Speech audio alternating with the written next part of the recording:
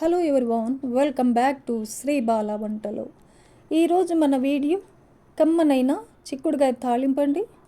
ఈ చిక్కుడుగాయ తాళింపు మనం వేసే పొడులను బట్టి టేస్ట్ మారుతూ ఉంటుందన్నమాట. ఈ పొడి వేసి చేసామంటే చిక్కుడుగాయ తాళింపు చాలా చాలా బాగుంటుందండి. ఇలా ప్రిపేర్ చేసే చిక్కుడుగాయ తాళింపు రాగి సంగటికి కానీ, వైట్ రైస్, ఫ్రైడ్ రైస్లకు కానీ, చపాతీ, రోటీ, పుల్కా ఇలా దేనికైనా కూడా సూపర్గా ఉంటుందండి. మరైతే లేట్ చేయకుండా మనం ప్రాసెస్లోకి వెళ్ళిపోదాం. కమ్మనైన చిక్కుడుగాయ తాళింపుని ఎలా ప్రిపేర్ చేసుకోవాలి అనేది ప్రాసెస్లో చూసేద్దాం. నేను ఇక్కడ చిక్కుడుగాయ తాళింపు కోసం ఒక 1/2 kg చిక్కుడుగాయలు తీసుకున్నానండి. చిక్కుడుగాయలకి నారలన్నీ తీసేసి చిన్న చిన్న పీసెస్గా తుంపేసుకోవాలి. ఒక చిన్న టిప్ అండి, చిక్కుడుగాయలు ఎప్పుడైనా మనకు వాడినట్లు అనిపిస్తే ఇలా తుంపేసి వాటర్లో ఒక 1/2 అవర్ ఉంచామంటే ఫ్రెష్గా తయారైపోతాయి అన్నమాట. ఈ చిక్కుడుగాయ ముక్కల్ని ఒక 2 సార్లు శుభ్రంగా కడిగేసి గిన్నెలో వేసేసుకుందాం.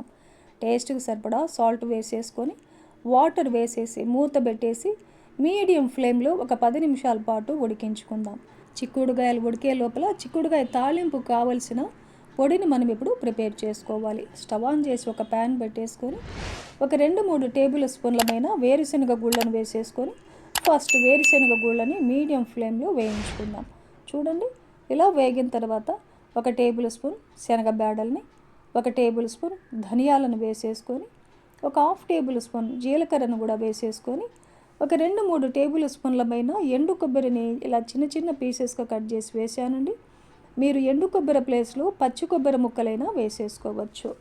నేను ఇక్కడ 7-8 వరకు ఎండుమిర్చి వేస్తున్నానండి. మీరు ఎంత కారం తినగలరో దానికి తగినట్టుగా ఎండుమిర్చిని వేసేసుకొని వేయించుకుందాం.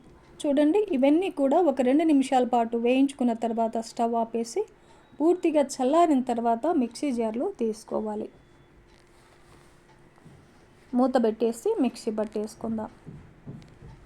ఇలా మిక్సీ పట్టుకున్న తర్వాత ఒక వెల్లుల్లి గడ్డని పొట్టు తీయకుండా వేసేసుకొని మరోసారి మిక్సీ పట్టేసుకోవాలి. చూడండి, ఇలా మిక్సీ పట్టుకున్న పొడినంతా ఒక బౌల్లో తీసి పెట్టేసుకుందాం. ఈ లోపల మనకు చిక్కుడుగాయలు కూడా బాగా ఉడికిపోయినాయి. చూడండి, ఇందులో ఉన్న వాటర్నంతా సపరేట్గా వంపేసుకొని రెడీగా పెట్టేసుకుందాం. ఇప్పుడు స్టవ్ ఆన్ చేసి మళ్ళీ అదే ప్యాన్ పెట్టేసుకొని ఒక 2 టేబుల్ స్పూన్లు ఆయిల్ వేసేసుకోవాలి. ఆయిల్ హీట్ ఎక్కిన తర్వాత పోపు దినుసులన్నీ వేసేసుకుందాం. ఒక 1/2 టేబుల్ స్పూన్ ఆవాలు, 1/2 టేబుల్ స్పూన్ జీలకర్ర, 1 టేబుల్ స్పూన్ శనగబేడలు, 1/2 టేబుల్ స్పూన్ మినపగుళ్ళు, ఒక 2-3 ఎండుమిర్చిని తుంచేసి వేసేసుకొని ఈ పోపునంతా బాగా వేయించుకోవాలి.